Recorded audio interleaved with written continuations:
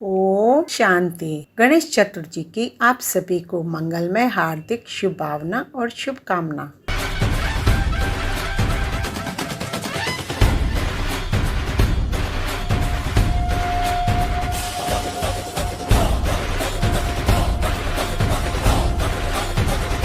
गणेश जी आपको जीवन में ज्ञान बुद्धि सुख शांति धन दाने से समृद्ध करे। घणी ते असां फॉरवर्ड भी कंदा आहियूं की बरसात की बौछार करे, एक लाट बड़ी आशीर्वाद करे। आज हम गणेश जी के बड़े बड़े कानों का स्पिरिचुअल राज समझेंगे। गणेश जी के बड़े गजब के होते हैं बड़े कान। आप देखिए भला ज्ञानवान को इतने बड़े कानों की क्या आवश्यकता। गणेश जी की बड़े बड़े कान ज्ञान इंद्रियां कहलाती है। जब भी हम किसी को आवश्यक या महत्वपूर्ण कोई इम्पोर्टेंट बात कहना चाहते हैं तो कहते हैं ना कि कान खोलकर सुनो।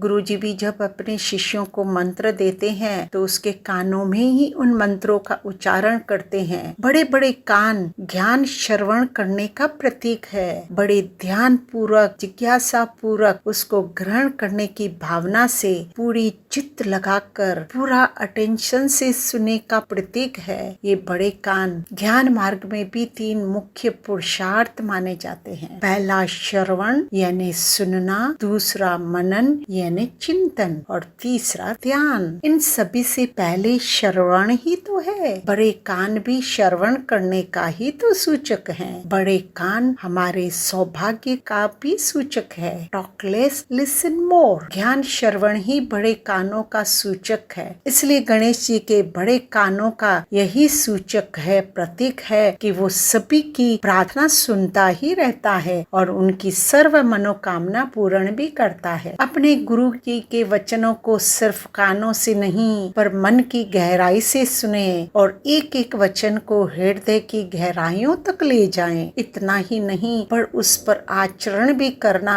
गुरु जी को सम्मान देने के समान है। बड़े बड़े कान से हम न सिर्फ अच्छे पॉजिटिव पावरफुल प्योर बातें सुने पर उन्हें अपने जीवन में धारण ग्रहण और आचरण करने के योग्य बनाकर उसको हमें अपने जीवन में सही उपयोग भी उसे करें और उस उपयोग से उससे ही हम अपने जीवन में बदलाव ला सकते हैं। इसलिए हर बात को ध्यान से सुनना है। आज भी अपने जीवन की एक एक अगर हम दिनचर्या को देखें तो हम सारे दिन में ही कितनी अनगिनत बातें सुनते ही रहते हैं। उनमें से कहीं तो हमारे समझ में भी नहीं आती है और उनमें से कहीं सारी बातें हम सुनी अनसुनी भी कर देते हैं। एक कान से सुनते हैं और दूसरे से निकाल देते हैं, पर ऐसे नहीं होता है क्योंकि जब भी हम कुछ सुनना चाहते हैं तो आप देखिए कि उसमें से वो जो अंदर चला गया, क्योंकि जब एक कान से सुनते हैं और दूसरे से निकालते हैं तो बीच में आती है बुद्धि, तो वहाँ उस बात की छाप यानी इम्प्रेशन जरूर पड़ता है। इसलिए जो भी बातें हमारे काम की नहीं है हम उन्हें सुने ही नहीं। आज हम कितनी बातें मीडिया,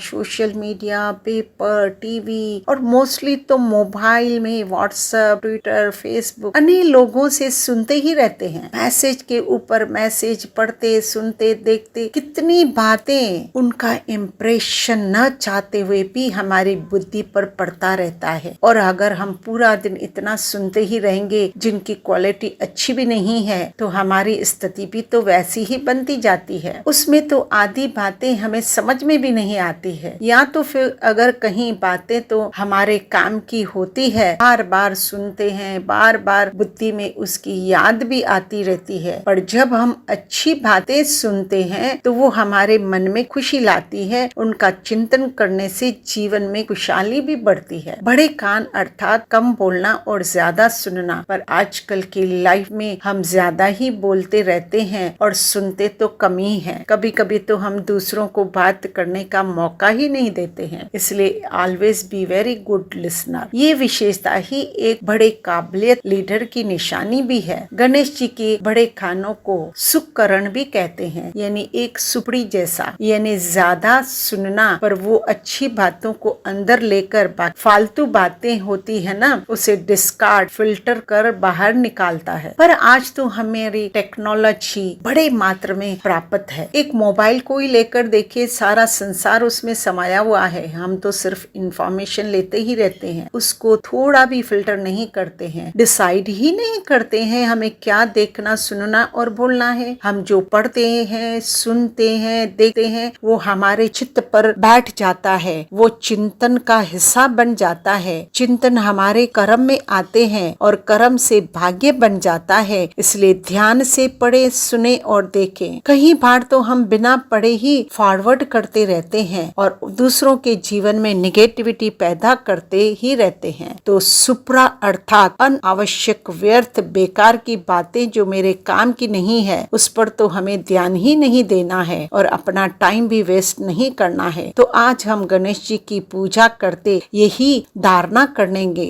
और इस विशेषता पर ध्यान देंगे कि अच्छी ज्ञान युक्त पॉजिटिव बातें ही सुनेंगे और गणेश जी की तरह व्यर्थ बातों से अपने कान पंखे की तरह हिलाते ही रहेंगे और किसी की फालतू वेस्ट बातों को न सुनेंगे न ग्रहण करेंगे। कल फिर हम मिलेंगे गणेश जी की एक नई विशेषता के साथ। ओम शांति शांति शांति।